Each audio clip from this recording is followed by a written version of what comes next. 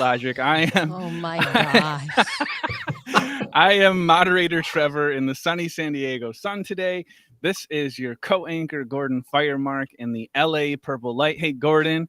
Hello, And hello. Co-anchor also Elsie, the podcast pundit Escobar. How are you, My. Elsie? I'm well. How are you? I'm good. I'm bringing the Friday vibes because Friday is the day to celebrate a little bit after a long week. So I'm stoked to be here. I can't wait for today's episode, which is Hobby to Hustle, Protecting Yourself in the Creator Economy. We're going to get into some fun stuff with some really, really smart people today. Bree, please roll that intro so we can dive in. Thank you.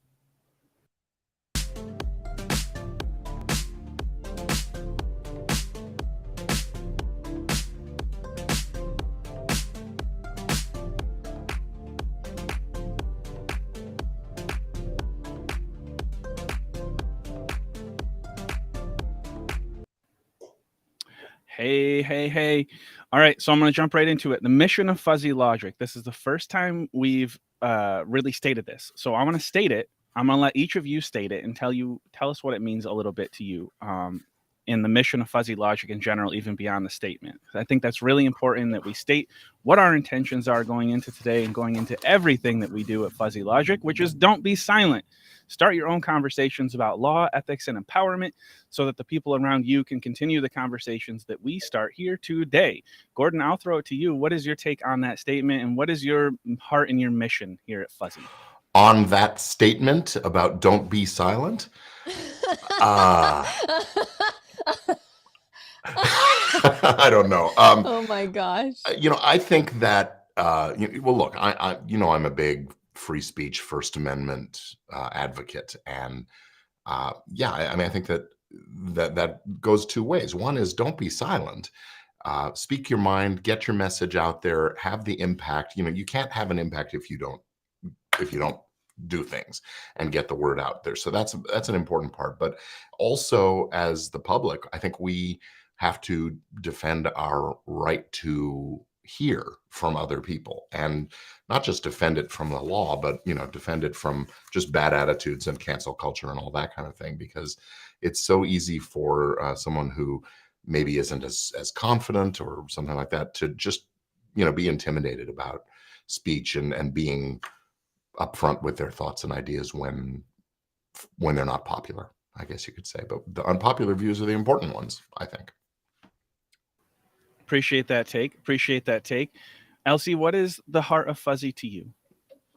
It's just having the conversations. It's being able to really learn about the things that are going on, to be interested in the things that are going on, and to call out, I feel, at least for me, the intuition that you might have about an issue, that you might think like, oh, I'm obviously not well versed if this is popping up for me first. I think that we often silence ourselves when we respond negatively to something at first, and you'd be surprised by how many people have those same thoughts. And the only way to either learn something new about the situation or see that you're kind of on the right path is by having the conversation. You're not going to learn anything new if you just keep it to yourself.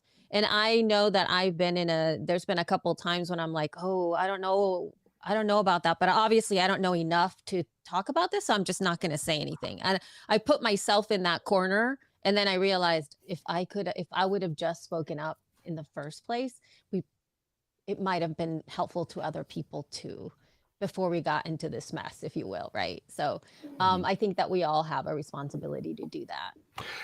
I think that the best way to give voice to one's own ideas is to start with listening, but participating in the conversation, not just passively fly on the wall listening, but actually getting in there and sharing your point of view. Sometimes that's through questions, sometimes it's through assertive statements, and sometimes it's through action. So all of the above. Yep.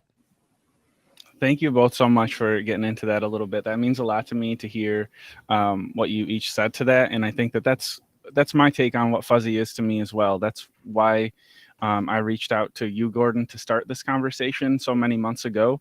Was I felt that you represented so many people in our industry of independent media and independent journalism, not just in podcasting. So many people look to you. And your first suggestion was Elsie Escobar to have on here. So I think that we are so honored to have that be the people that represent us. And for me, it was exactly what you both said, was starting the conversation, because I don't always and frequently don't have the answers. This is very new to me, much of what we talk about here.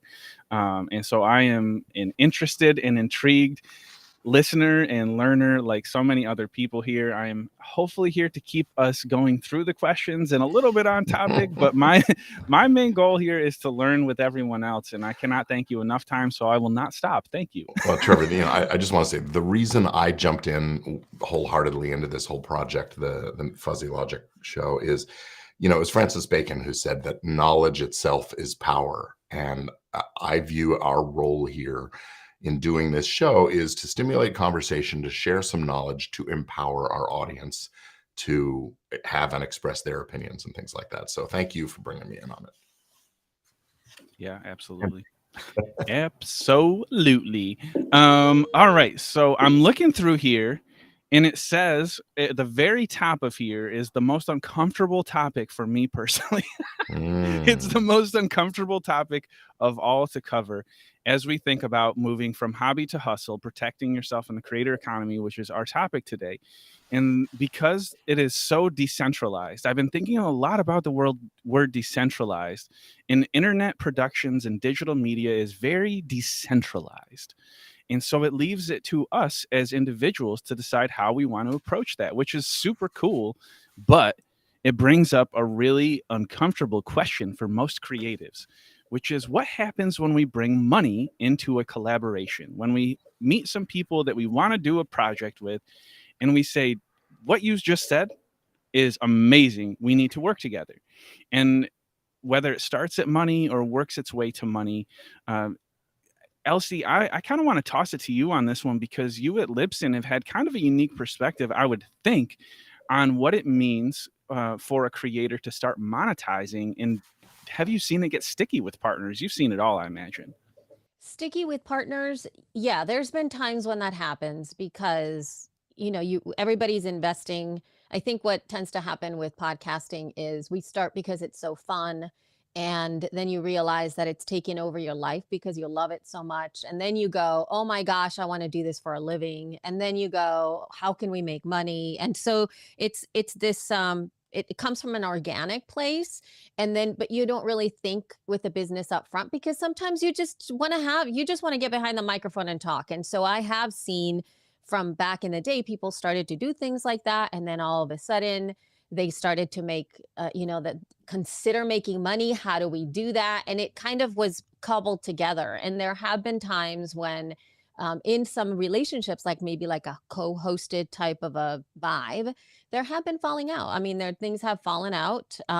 There's been times when people have gotten divorced. If it's like a partner type podcasting vibe, there's been people who have gotten into fights, and it's been really, really badly. There's been some bad stuff personally that has happened to some podcasters. There's been times when like one side has hijacked another, like the feed or the account. Ew. And it's, it just becomes very, very challenging when it comes to money. And one of the biggest things that we've seen as of late was, the big fallout that Call Her Daddy had back in the day, like right at the beginning of that whole thing. The two co-hosts were really at the core of a really massive like disagreement that could have potentially been incredibly harmful for so many people involved. And there was a lot of stuff that went down. Thankfully, there was a lot of conversations and things got figured out, but it was really bad dealing with millions of dollars of negotiation there, right? So you really do have to kind of, at least idealistically, mission wise, be in alignment with whoever you're collaborating with at minimum, without even talking money, but just like, what do we believe in? Because gosh, it could get nasty. Yeah, these co-host collaborator disputes and things. In the history of podcasting, Yep. short as it has been, is really peppered with those kind of situations. I mean, you go back to the very early days. Adam Carolla, started up his show and brought on. Well, he worked with a team. Actually, they brought him in, Oh. and not too far into it, they was being told by other coworkers that they were out, and it was just a weird. Oh. And it was multiple years of fighting and litigation and all that. And so, I talk a lot about, in the podcasting space, the need to have what I call a podcast prenup. And it's really the getting it on paper part of articulating, what does this relationship look like? Because if you can have that conversation early enough, you avoid a lot of the misunderstandings and miscommunication. You end up talking about some hard topics before that's a lot of money in, coming out of people's pockets, and a lot of investment of time and energy and passion in the things. The earlier, the better to start having these conversations, even when it sure feels like, well, we're just going to do this thing for fun. It's kind of a hobby. Hobbies don't always stay hobbies. They become businesses. And I advocate for a business mindset from the very get-go. Yeah, no doubt. It gives you that sense of protection too. That's one of my favorite parts about looking. Anytime we're talking to a podcaster or a show creator or a musician, like Bree and I have met leaders in our travels, and that's one of the first mindsets I want them to have, is to think of yourself as a brand first. Stretch for podcasters a lot of times is to think of the brand, and the brand is the name of your show. And then eventually to work them towards that business mindset, because one of the really greatest protections I think you can give yourself is to register yourself and start treating yourself under tax law and to your friends and family and coworkers as a business, because it really does hold. To me, when I started learning about what businesses can do, I was like, oh yeah, that's the key. Like, that's the key to surviving your own side hustle. But because of the way businesses are treated and protected, do you agree with businesses being protected better than individuals sometimes? Well, I'll say, like in really any relationship, I think benefits from, putting a frame around it, giving it some structure, because structure can be very comforting. Even in a romantic relationship, you start out, it's all just fun. Let's go, let's do some dating. Let's, do what we're doing. We'll hang out, whatever. But at some point, somebody starts to feel uncomfortable about the future, what's going to happen, and so on. And so you end up having that hard conversation. What are we calling this thing? Right? Same is true in any kind of a business relationship or a collaborative relationship, whether it's for profit or not. I think we just have to have those conversations. The structure provides a layer of comfort and a framework to work within. And so, yeah, I think business structures in particular, we can talk about that a little more, but business structures in particular are a great way to start outlining the relationship. Who's responsible for what? Who gets what? Who puts what in to the in terms of money, in terms of effort, and those kinds of things. And again, the sooner the better, as far as I'm concerned. Yeah. And there's nothing wrong with also people growing in the same way that, with a romantic relationship, whatever other relationship, where people grow apart, or your feelings at the beginning change to different feelings later on. And it is just a growth thing. Like, I know there's been a couple of podcasts too that I've been a fan of. And then I've seen that, somebody gets married, and that's what tends to happen in a lot of the podcasting situations. Podcasting tends to be longer term, that it tends to be longer term than other types of media out there. And so there is that opportunity for growth, and life gets in the way. People move, people get married, people have babies, there's loss in their lives. And so there are different types of values that change in that lifespan. And I have been a fan of some podcasts that, one of the people got married or had a baby and just was not able to record. And I know what that feels like, because I also kind of went on hiatus a little bit from recording. When you have babies, as the mom, Mm-hmm. it's very challenging to sit down for an hour or even 30 minutes and just record, because you're constantly having to manage all this stuff. So it tends to be that. And I've also seen people leave the show and then come back to the show. So that's also a thing that tends to happen. But you have to think about it even more. I think if creators are getting into it nowadays, I think you should really think about it from that perspective, because podcasting tends to be a little bit of a longer thing. And not just the people having life interfere, and death also interferes sometimes. Yeah. People get sick and can't do their thing, Mm-hmm. and either they just disappear, or they just have to suddenly step away or whatever, and that leaves everybody in a lurch if you haven't thought through and talked about what happens if. What are the one of the ifs is if and when we start making money. One is if somebody can't do it anymore. Who gets to keep going with the show? How does that work? How do we buy each other out of the investments we've made, or whatever, the interest in the future?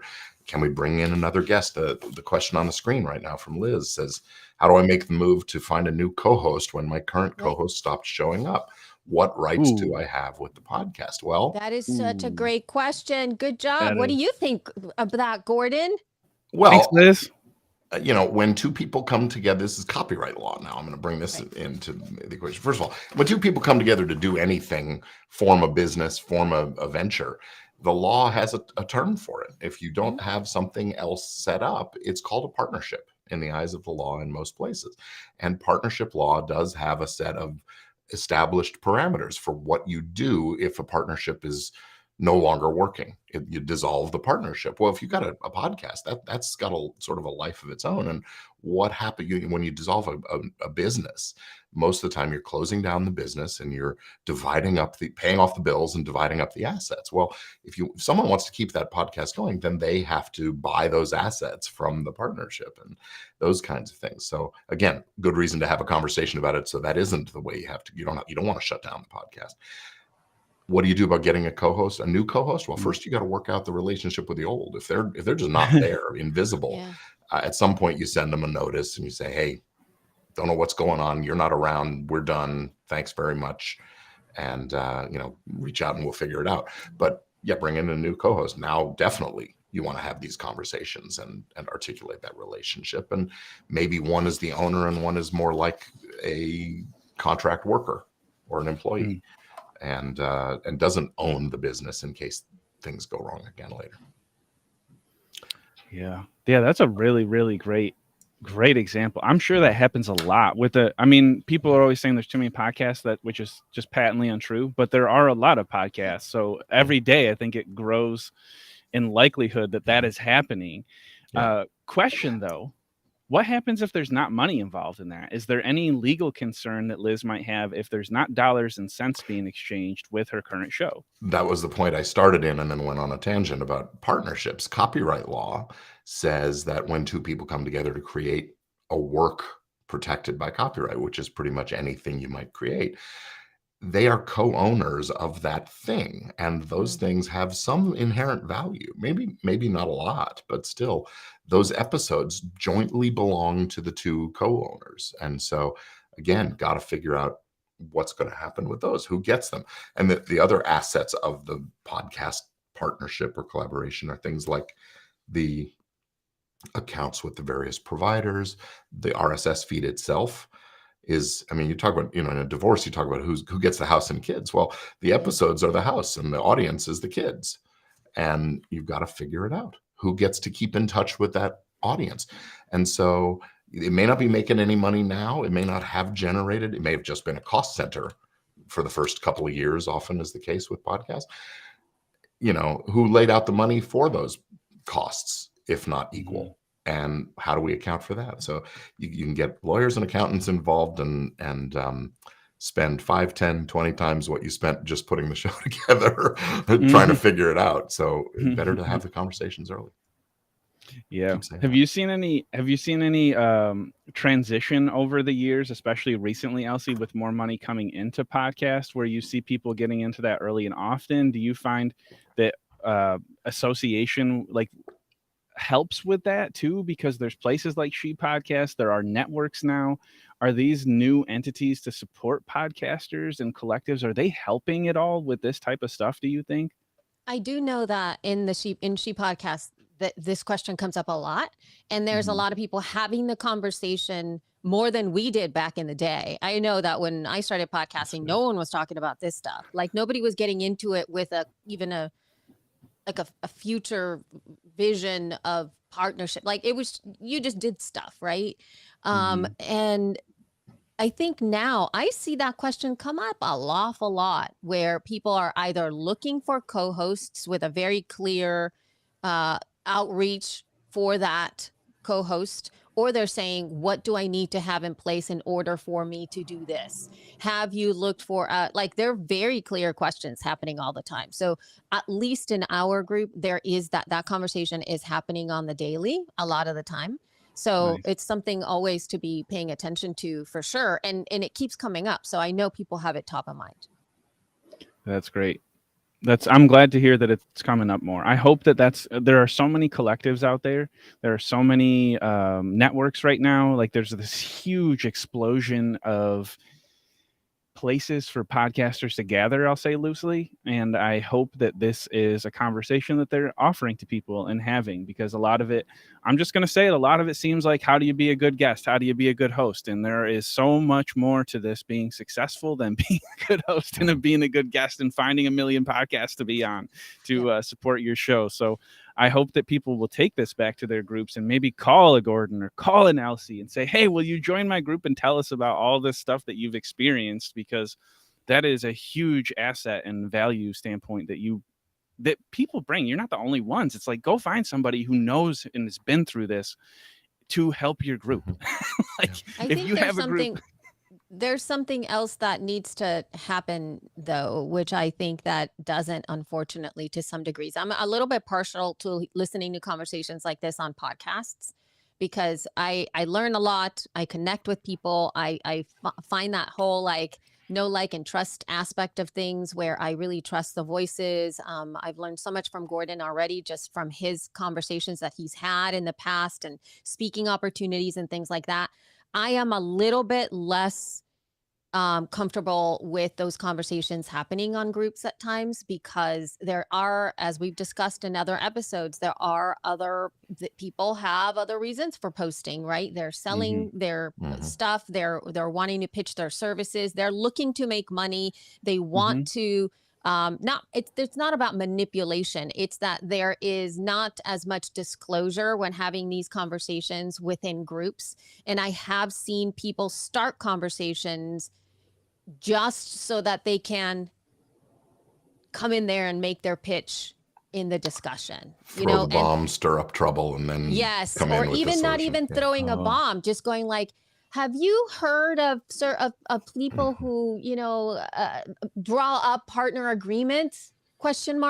Yeah. And then like people go like, oh, so-and-so, so-and-so, and so-and-so. And then like, they'll come in there as a poster going, oh I know, I've actually worked with somebody, and they'll pitch somebody specifically. So it's like, it's this. And so I feel like, oh, I don't know how I feel about that. And then we now have to like, don't talk about other business. Like we have to be moderators in that respect and trying to really discern, is this person trying to be helpful, or are they trying to like be really coy in the way that they're putting stuff out there, right? Yeah. So I'm not particularly keen on that. I'd prefer to say it straight out. Like I have a program, or I have a a service that I do that does this all the time. This is what I've learned in this process. I work with people, and just straight up say that. I feel that on podcasts better than when you're writing stuff. It's I don't know. Yeah. Well, in that spirit, in the chat just now, pre-posted a link to a podcast co-host agreement from Easy Legal Templates. Great, yeah. That is my business. So enlightened self-interest. I am here to share the truth, but I do provide legal services and legal products for folks, and when I say get it in writing, I mean it, and I don't care if you use my tools or someone else's, but please get it in writing. I try to provide something accessible price-wise and information-wise, and that's the game. So I am, in a sense, what you're talking about, Elsie. I'm the guy who gets recommended in the group.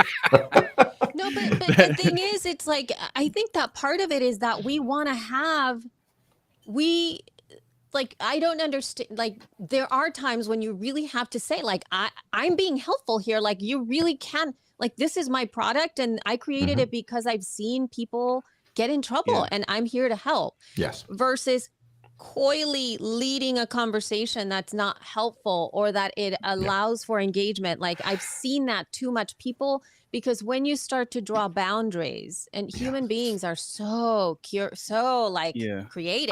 If you say, like, you can't post links, they'll, like, be circumventing all kinds of interesting ways of how to do that, you know. If it feels smarmy, it is smarmy. It feels smarmy, and it'll just catch you. So again, I'm saying that is out there for sure.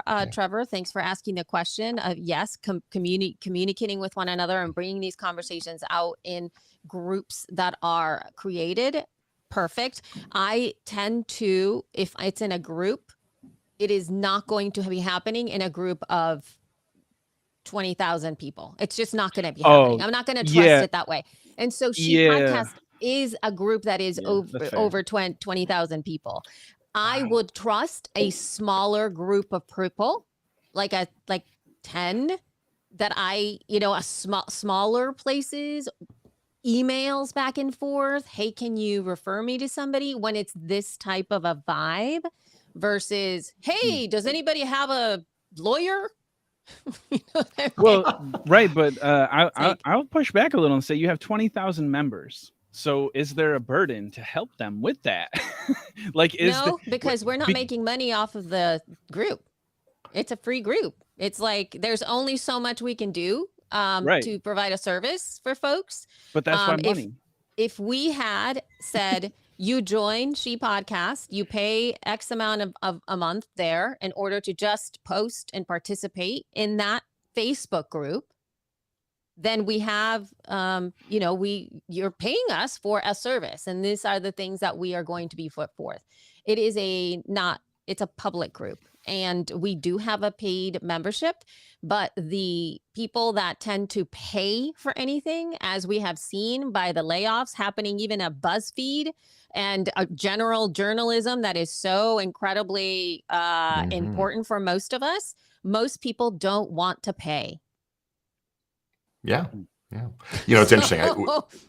The word that keeps coming back to us every episode, we use the word transparency. And once again, if you're in these groups and you're well, first of all, if you're looking for advice from the internet, the web, the group, whatever, yes, there is some value in crowdsourcing the answer to a question, but at the same time, if you're going to do that, you do have to really be thoughtful about the source of the information you're getting. And seeking that transparency. If you just go into that group and say, hey, does anybody know a lawyer? And someone who has a close relationship with me, or I give a discount to, or something like that, is saying, well, you got to use Gordon. Maybe there's another question. Have you used him? Are you a paid client, or are you his sister-in-law? Those kinds of things. Right. I appreciate you both humoring me a little bit on that. I agree with you wholeheartedly that crowdsourcing is generally a more risky way to go about it.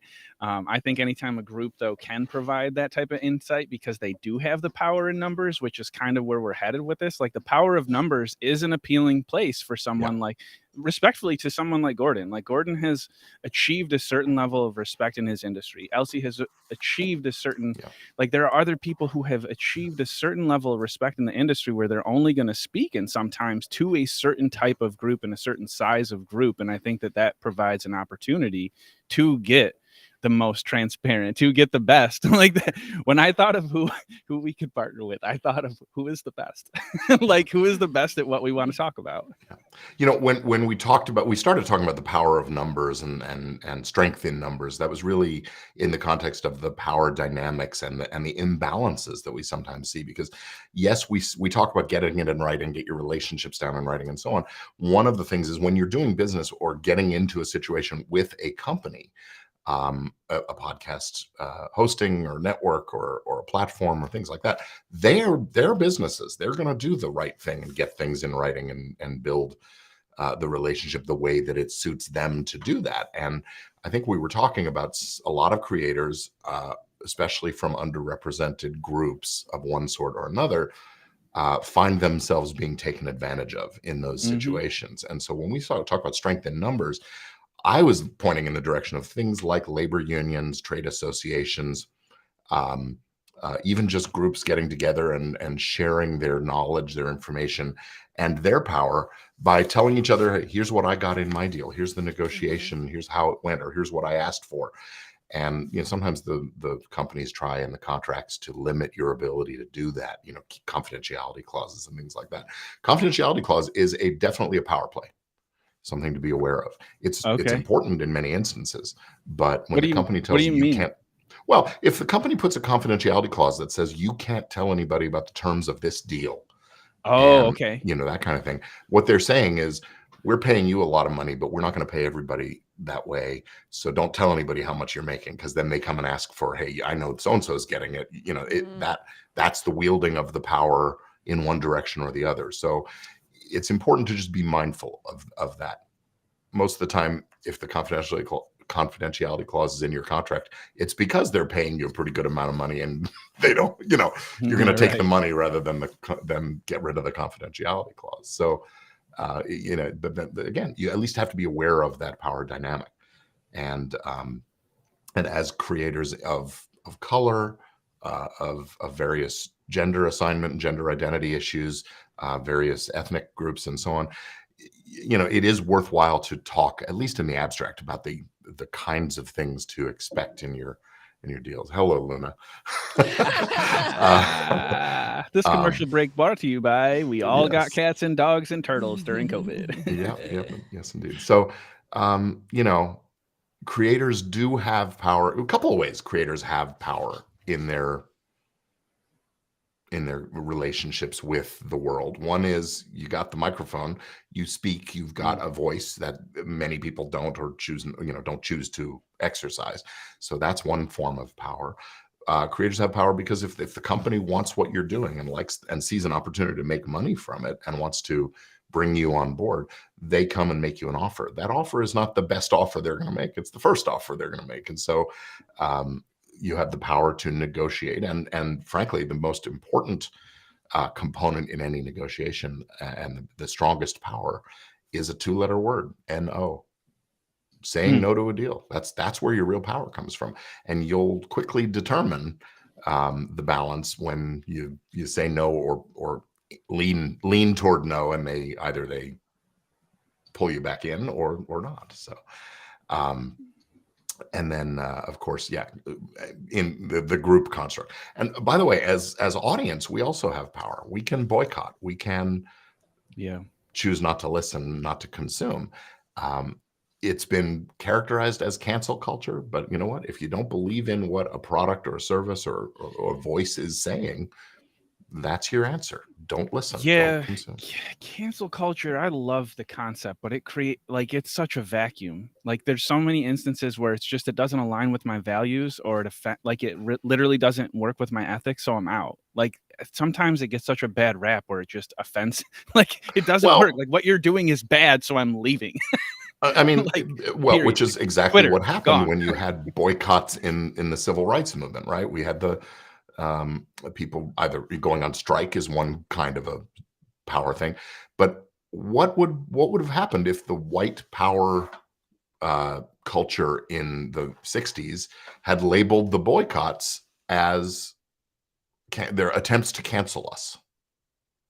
And if that had gotten any traction, right? The boycott. I mean, they did. I mean, I would say, like, in a sense, they did. That's how people that look like us have characterized it for a long, long time, I think. Yeah. Well, the victors. I guess if you win, you get to write the history, and in those cases, the boycotts worked. So. I want to throw Elsie and get your kind of. I know you have a lot of feelings about this, and especially about strength in numbers and how to make the most out of the numbers you have, and also. I think, how do we treat people in groups that have less numbers with increased power, regardless of their numbers, because of the importance of it, even if they don't necessarily have a majority in the conversation? I think that's that's the part that we need to address, is that we always take care of the people that have the least power all the time. So part of how we try, or I try, or we continue to build products, and it's really, really rough to be able to do things like this because it requires a lot of time and attention and resources, is that we try to design our the safety mechanisms, the feeling of being welcome and being able to provide support to those that are the least protected first, because in doing so, it generally benefits everyone, right? So that's how we move through being able to do stuff like that. I know for me, like, there's obviously I am a healthy human being at this moment. I have use of all of my limbs. I can walk well. I have a powerful body. I'm an able-bodied person. But when I had my two babies and I had to be going into museums, and I really used the bus a lot. When I was a young mom, like I used to travel with my two babies, like 3-year-old and my little baby on me all the time, carrying my stuff. I was able to use, like, the bus driver would come in and he would lower the whole thing for me, and I would climb in there and go and have my own stuff, right? And then I was able to push my kids up on ramps and be able to get into the library and make it easier for me instead of having to go up the stairs. So that wasn't built for me. That was built for folks that were using, wheelchairs or any of those little carts. I'm not sure what those are called, but to be able to go up and down so that it was serving somebody who wasn't able-bodied. So it always ends up benefiting me. Like, even when I'm I'm watching Netflix or I'm watching YouTube videos, like I tend to watch videos with a caption because I happen to have ADHD, and it's so much easier for me to be able to understand things by reading the caption. So I listen by reading. And that wasn't created for me. That was obviously not created for me. And so in taking care of those that are generally the one that needs to be, that can be harmed faster and tend to be overlooked most of the time, we tend to serve the whole, and our whole society rises up. But what's interesting about all that, Elsie, is all of the things you just mentioned came as a result of long, hard battles for equal treatment by these groups that were underrepresented, served. And it was only after they got together as groups to exert that power and say and speak up and be heard that these things finally came about. And fortunately, I guess you could say, we had leaders in government and in society who were willing to listen, even though they were maybe not the majority. Let's face it, the number of people who are disabled in wheelchairs in America, in the world, is a relatively small percentage of the overall population. But so to the credit of those who were willing to listen and amplify those voices, we've gotten some of those things done because they recognize, as you said, serving the few can sometimes serve all. And we need to focus on that. And the same should be true in our deal making, in our business relationships that we get into as creators, as consumers of content. Exerting that power, getting together and using it wisely and reasonably and in a measured way. But at the same time, if something's not right, stand up and say so. Stir it up. Yeah. Stir it up. Stir it up. Thank you both. I get so emotional about this part of the conversation every week, if we get to have it. And I'll say, when I set out with Numospect, with the media portion of it, the only reason I got involved, because I don't know anything about media, is because I saw a void in the marketplace, and it continues to be a void in the marketplace of people that serve people that are not me. Like, the farther you look demographically from me, the more screwed people have been in history, and the more screwed people get still with the way they're paid. Like, if you only need one metric, look at the way people are paid in this country. That's all you need to look at to know Yep. that we need to still be extremely intentional with the way, not only that we build our businesses and our podcasts and our media, but the way that we try to focus who we serve. So I have, it's not because I'm special. It's where I wanted my attention to be, because I know I have so many blind spots with people that don't look like me, that I set my intention to serve those people first, or most often, figuring that white dudes will find their way. We always do. I just want to encourage anybody who might be out there listening to get on board with this conversation and start your own in your own groups and build your own groups to advocate for people who are like you, and find people like Gordon and like Elsie who will join your groups and advocate for people. That is the power, is advocacy. And you don't always need a huge number of people to do it. You just need somebody to tell you that it's okay. You need somebody to tell you that you're on the right track and that what you're doing is legal, and keep pushing. And these two people will give it to you. They've given it to me. This is the most important part, I think, of the entire conversation we get to have, is the ethics of it. We talk about the legal, we talk about the business, we talk about the dollars, but what is right in your heart is a really good place to start. Elsie, thanks for not giving up and getting on the bus and doing your thing, because a lot of me would have been like, it's too. Cheers. I want to take a second. I love to cheers moms. I'm going to cheers all moms who not only leave the workforce, but come back and lead us in the workforce. Oh my God. Yeah. All the love to the moms. Mother's Day is coming up in a few weeks. Mother's Day is coming up. That's right. Oh my gosh. Oh my gosh. Let's talk about it. Amy is asking a question in the chat. I'm going to take the liberty of just responding. Gordon, earlier you brought up about hobby versus business, and you said to think like it will be a business. And she says she was given different info earlier on, and the question is a podcast considered a legit business, or do you need to have an LLC or anything, bank account for taking funds in? Well, look, when I say think about it like a business, I mean be business-like in your thinking. Yes. Figure out what 100%. the relationship is, figure out what's the plan, have goals and objectives, and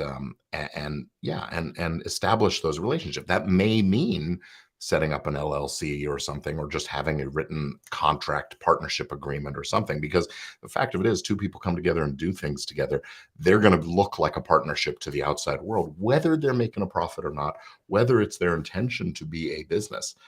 The law is going to treat them like a business in many ways. So my point here, I guess, really is at least have it in your head that that's the case, that it's going to look like a business. If you're going to start bringing in money, I'm not a tax specialist, but you're going to have tax consequences for if you're bringing in money and you have to split it up. One person takes the money into their bank account. Okay, that looks like income. How do you pay the other person their share and make sure it looks like an expense, so you're not paying one person paying all the taxes on the revenue, that kind of thing. If you're just one person doing it, no, you can do it as a sole proprietor, and that may be fine, especially in the early stages when you're not making money and you're not doing big risky kinds of things. My feeling is that one of the fundamentals, though, is to at least have the internal conversation about what's this going to be. And do I need the protection that an LLC or a corporation offers, which can be protection against various kinds of liability that would otherwise come right at you, the individual, and maybe expose your personal assets to risk. If you end up doing defamation or infringing a copyright or breaching contracts, is it a company that's doing those things, or is it an individual? And it is a bit of a gray area sometimes. So, if you're not making money, that's a cost-benefit analysis, Amy. If you're not making money, it's considered a hobby. Well, no, not really. There are plenty of businesses that don't make money that the IRS still considers and treats it as a business. But the cost-benefit analysis, look, there's maintenance cost of running an LLC or corporation. It varies from place to place. Here in California, it's very, very expensive. In other places, it's $50 every year to keep your certificate active and things like that. So you have to make that cost benefit analysis and just decide for your particular business, Are you going to form a company? Are you going to do, but opening bank accounts, separate bank account for the enterprise makes a lot of sense, just so you can run the expenses.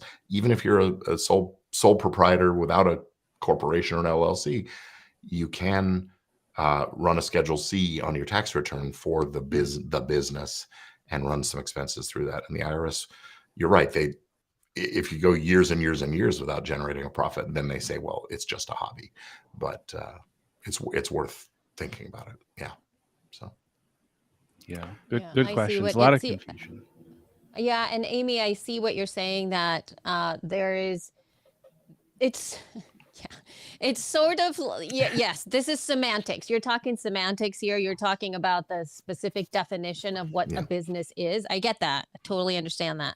And I absolutely agree with what Gordon is saying, that you've got to have that mindset, or at least the awareness of the possibility of the things that are going to be happening. There's many of us who like in terms of I want to be a great producer of live events, let's say, right? And in order for me to start that process, I have to start to just get take this stuff seriously. Like, I'm sitting in front of my thing, I've got my lights set up, I've got to make sure that I show up on time, I'm prepared, I'm doing all the things, because my mindset is I am going to be a professional live event producer, right? Is that my title right now? No. Am I making money off of it? No. But every time that I'm behind the mic or in front of a screen, I'm a professional person, a content creator that wants to do the best job possible at all times. So it's really about that kind of a mindset. In the same way, building, like when I started as a yoga instructor as well, there were many times when I would take the seat of the teacher. I had an opportunity to sub for somebody or teach like a handful of people who wanted a yoga class. I was at that moment a yoga instructor, whether or not I had my certification at that time, as I was moving into the realm of doing things, right? So if I were to be writing it down, if I didn't have any certifications at that time, I didn't have all these other things, but I was working towards that. And I think that's what Gordon is getting at too, that we have. And also I think that there's another layer, and I don't know if it's going to be part of that outline here too, where when you're starting off, you don't have as much cash flow for many folks to invest in a lot of these things. So maybe you can only buy a microphone. Maybe you can only pay for your podcast hosting. Maybe you have to cut corners a lot of the time. But at minimum, know this is coming in the future. If these steps go forward, this is where we're going to be. This is where we're going next, right? So have that top of mind to know, so that you're not like, oh, I want to be a business now. Wait, what? I need to invest all this money? I had no idea, So, yeah. Yeah, well, I think what we're really talking about is sort of laying foundations so that you can build from there, and having that business entity, having the bank account, all those things are foundational things. And success, the famous trope, I guess you could say, is nothing ventured, nothing gained, right? If you don't take risks from time to time, you're not going to achieve very much. You'll move forward a little bit, sure, but big success tends to come from big, bold actions, and that means taking some risks and having the confidence to take those risks. Oftentimes, knowing that you've laid those foundations is what gives you that confidence. And so when I say thinking like a business, that's the beginning step. You can design a house on paper. You can sit down with a piece of paper and draw out your ideal dream house, but you can't build it until you get the architectural drawings and do the engineering and then build the foundation for the house before you start building the structure above ground. And all of it's the same thing. That's really what I'm getting at here. Yeah, unless you want to build like a hut, like a cave person did, and you just jump into it and you start throwing sticks and leaves over top. Go for it. Hope it works out, like on Survivor. Shout out to Bree Survivor. By the way, I think reality TV is the future of all entertainment. I'm just gonna throw it out there. I think all of us are. No. Where did that come from? Survive. I think that we're all social media superstars, which is reality TV, and either its finest or its worst. Trevor's stream of Um, consciousness. Oh my! I was like, wait, what? You should have your own show, Trevor, called Stream of Consciousness. Yes. You know, true story. I had a show called Reintroducing Trevor that I wanted to do once a week, but I got too busy with other stuff, and it was supposed to my be gosh. just that. Interesting. Let's talk about metrics and investment. I know that's where Bree wants us to go, Yep. and I want to start with investment of time and then work our way to money quickly, obviously. But where should people be investing the most of their resources to build that foundation? Because I think when we talk about investing and we talk about the people that get into the, it's oftentimes people that don't have much time and don't necessarily have a huge nest egg set aside for it. Elsie, where does one start with their time and or money? My God. All right. So I think that one of the biggest lessons that I learned now in year 16 of doing this thing is that I, invest, I think, at the beginning in things that you can use in the long run, right? That was one of the biggest things. I think I was just looking back. I was listening to another podcast, and it made me think of the very first big investment that I made in podcasting was in 2006. I bought a MacBook. That was like the biggest up level of investment in one device that I did then. At that time, I didn't have very much money, like at all. Like it was like almost zero. I cannot even remember how I even managed to buy this. I think that I must have booked a job or something, or I got like a tax return, and I was like, I'm going to buy this MacBook. And that MacBook was the fundamental foundation for me in being able to do everything else, because it didn't matter what microphone I was using. It didn't matter what software I was using. Everything at that time was easier going into using a Mac. Everything was using a Mac. And I was like, oh my God. So that opened up the world to me, to being able to do easier editing. At that time, I was using, for sure, GarageBand, hands down. I was using iMovie, hands down, because that was the easiest thing. And there was nothing like that it was that was as easy in other platforms. So that got me going right away. To me, at this point too, even getting this set up in here, without my Mac Mini, I wouldn't be able to run all of these things. So I'm always thinking about that core big, not even big as in like a lot of money, but that one thing that the other things won't work without, right? Because you'll start to realize that as you start to add more complexity into the mix, you're going to end up having to invest more money if you didn't from the get-go figure out what that foundational investment that you can build on is going to be. So for me, the hardware aspect of it was a big investment to creating that foundation. And that allowed that expansion. Now I'll send it over to Gordon for thinking about it from the business perspective, from the sense of like establishing those entities outside of hardware, which is what I tend to live in. Well, but I mean, I think you're really talking, when you talk about hardware, you're really talking about the tools to do the actual output of the work. And, I'm well aware that having an LLC or a corporation or having a contract isn't really a productivity tool in the sense that it makes it easier to get this episode out today. Mm-hmm. What it does do is it makes it easier to have the longevity and to turn getting this episode out into generating revenue or generating profit, or really just having a rewarding experience over the long term. And so, look, of course, put first things first. You can't make a podcast without a microphone. You can make a podcast without an LLC.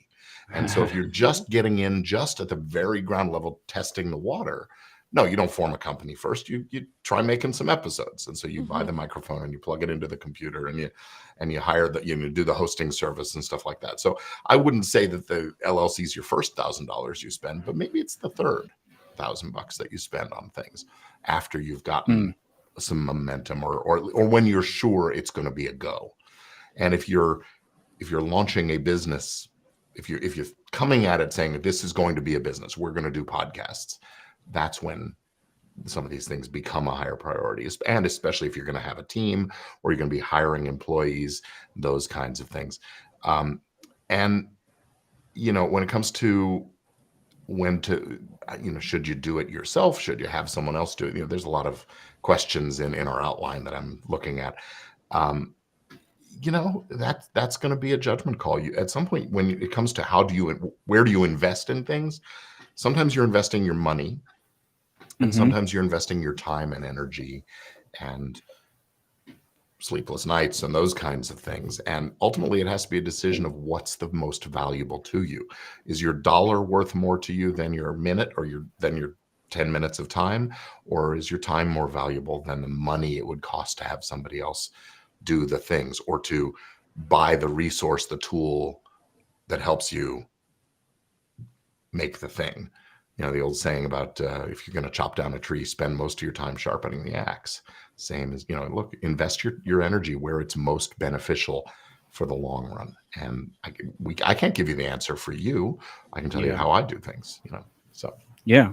I appreciate both of you taking us on that little trip. That was solid with the hardware. Obviously, super necessary if you're hoping to have quality stuff come out, especially if it's packaged. Anytime you can get a package deal, that's like something to cover more than just one need, I guess is what I mean by that. So a good cell phone goes a long way in 2023 creation because of the camera and the audio on them. Good pair of headphones goes a long way. But then, of course, like if your computer can't keep up with what you're running, not useful. If you are not prepared to make money and don't have a bank account, not useful.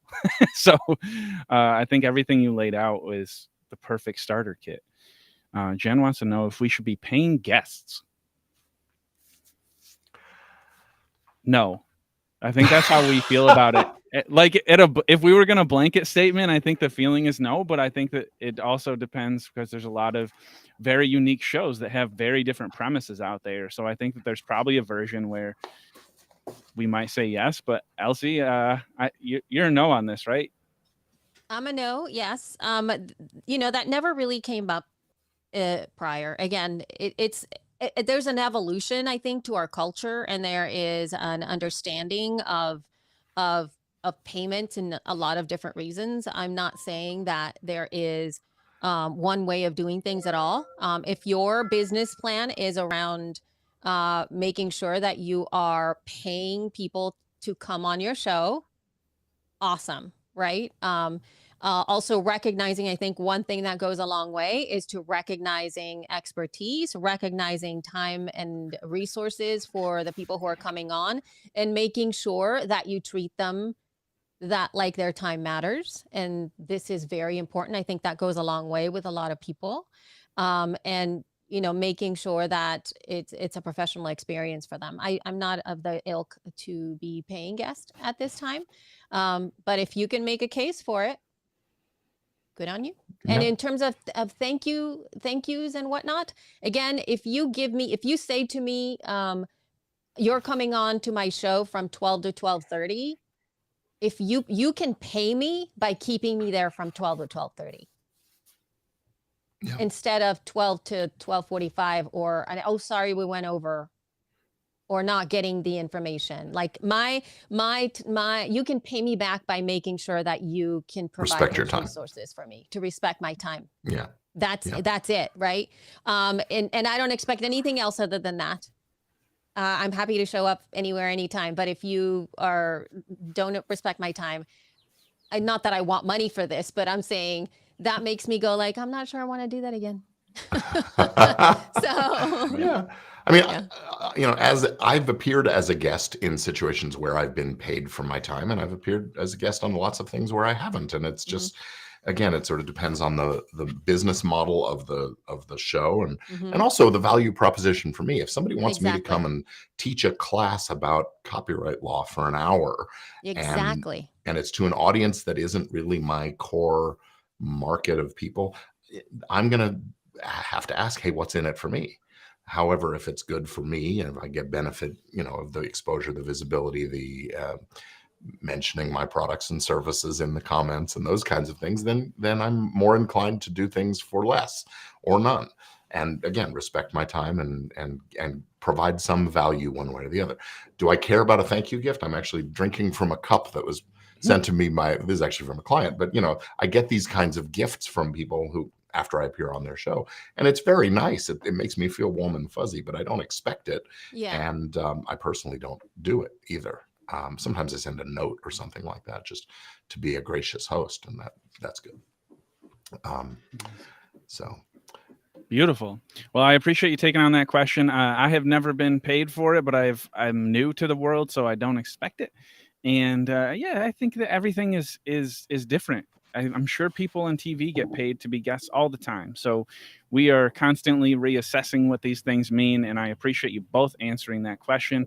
And Gordon, really appreciate your transparency, because it's interesting to know like this, that it is possible, because people say it, that you could get paid to be a speaker or paid to be a guest. And it's not always clear that that's a real thing that happens, because so many people say it and you don't actually see it too often, at least in every day. So that was very powerful. I want to pass along, as we wrap up here, one resource that I want to recommend people check out, other than the two humans that are on the screen right now. If you have further questions, which you definitely do, there is absolutely no way that we answered all of them, but I want to shout out producer Jemmy, who is super active on LinkedIn, and she has been cranking out the most foundational 30-second, 2-minute clips like for the past year, and I want to show her some love for that, because she is really, really helpful in that way.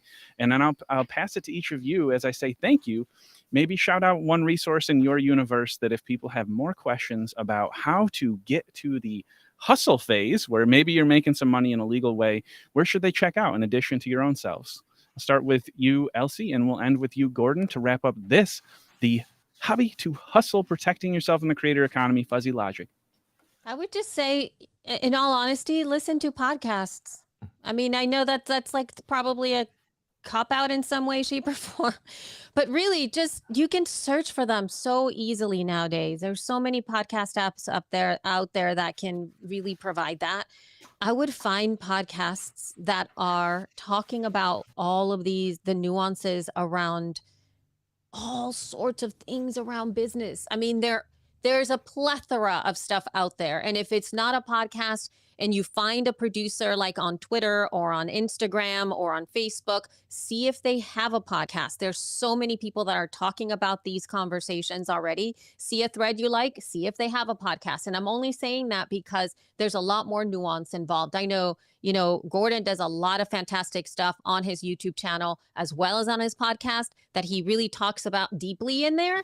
You really just have to subscribe to his show. And you'll, and I'm serious. I mean, I know he's obviously my co-host here, but it's like, it's so easy to find all of this information already. And maybe you don't hire Gordon, but you'll now know the vocabulary that you need to search for. You'll now know what to even look for in whatever your next step is. And it's free. Most of the time, it's free to get that information. Go, Gordon. Wow. Thank you so much for that, Elsie. I'm going to shout out a couple of other podcasters who aren't on your screen at this moment, and just people that I respect, and I think they provide great value. Dave Jackson, a colleague of Elsie, does some great stuff in the space. He does I think it's Saturday morning show, Ask the Podcast Coach, if you're looking for tips there. Coach, correct. And he and his co-host, who's that, Jim, they do a wonderful job of that. Dave has written books on how to make money from podcasting, those kind of things. Great tips there. The guys that do New Media Show, love them or hate them, they do great stuff too. Bring a lot of perspective and good information. So the New Media Show, and if you're into the YouTube space, Think Media is a great channel to follow, and those guys do a terrific job. Always so Sean, goals for me. Think Media. I'm like, I want to do what they do with their stuff. They're so great. Yeah. Such great. And actually watching how they did it, what their business looks like today, and how it's built over the last 7 to 10 years, I think it is. Sean Cannell really built this thing from the ground up, and he talks about how he did it, and it's great news, great information. So awesome. those are my Thank Thank you both so much for that input. I just want to make sure people are continuing the conversation. That is our mission. That is our vision. Please do not stop talking about ethics. Please do not stop talking about how to lift people up that have a smaller voice than you, because that is where you should focus. As Elsie said first, focus on the hard stuff first. Serve the people who are most different than you first. And if you can serve that person, you can probably serve anybody. So thank you both so much for another riveting conversation about the social, the legal, and the ethical side of media and the creator economy. We are looking forward to being back here next week with next week is the Elsie takeover. Elsie takeover next week because Gordon is out. That's right. I won't be here. Oh my- I'm like, what? Surprise! But we talked about it last time, so we have a plan that we will remind you of via email. Thank you. Yeah, I don't for remember sure. other than what's in front of my face, people. No, that's no That problem is at all. what it is That's to happen. that is what it is to run an SNL like unscripted somewhat show, is that we are always on fire with new hot takes, and next week it's going to be an Elsie focused show, topically a little bit more so than normal, and I'm excited for that because we love hearing from you. Elsie, Gordon, if you're able to stop in, of course we'll gladly take you, so we look forward to seeing you too. Big shout out to Bree for everything she's doing in the background. Thank you as always to my moms, and thank you to all the moms. It was a good mom episode, and I just want to appreciate really the fact that you come back and lead us after you do all the things that moms are expected to do and somehow still get done. Like, thank you. Like, we would be nothing without moms. That being said, see you next week. Thanks, Bree.